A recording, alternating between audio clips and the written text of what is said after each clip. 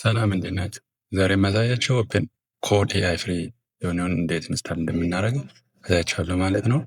ይህንን መሰረት መጀመሪያ ፓይተን ኢንስታል ማድረግ አለብን። ኢንስታልን ዳውንሎድ እናደርጋለን ማለት ነው። ደን ፓይተን 3.14 ኢንስታል እናደርጋለን ማለት ነው። ደን ዳውንሎድ እኔ ኦልሬዲ ዳውንሎድ አድርጌያለሁ። ስለዚህ እናንተ ዳውንሎድ አድርጉ።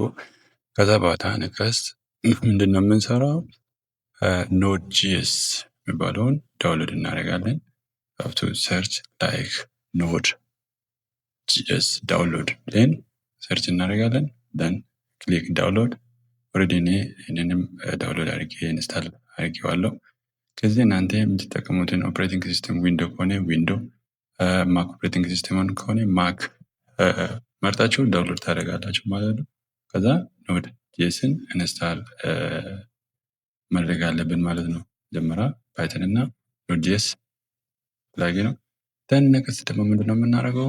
ኦፕን ሲኤምዲ ኦር ኮማንድ ፕሮምፕት ከፍትና ኖድ ጂኤስን ቨርሽን ቼክ እናደርጋለን። ከዛ እኔ ኦልሬዲ ኢንስታል አድርጌዋለሁ። ከዛ በኋላ አሁን ደግሞ ፓይተን ቼክ እናደርጋለን። ፓይተን ፒዋይ ኢፔናቨን ቨርሽን ደን ኢንተር ኦልሬዲ ኢንስታል ፓይተን 3.14 ኢንስታል አድርጌያለሁኝ ማለት ነው። ከዛ ይህንን የሚመጣላችሁ ፓይተን እና ኖድን ኢንስታል ካደረጋችሁ በኋላ ነው ማለት ነው።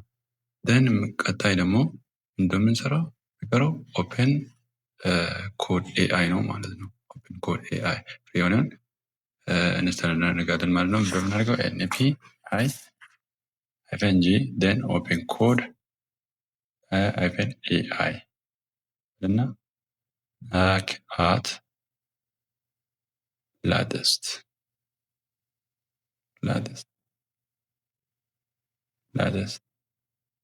ደን ኢንተር እናደርጋለን። ከዛ በኋላ ኢንስታል እያደረገ ነው ማለት ነው። ኢንስታል እስኪያደርግ እንጠብቃለን። ትንሽ ሊቆይ ይችላል። ዲፔንድ ኦን ዩር ኔትወርክ ስፒድ።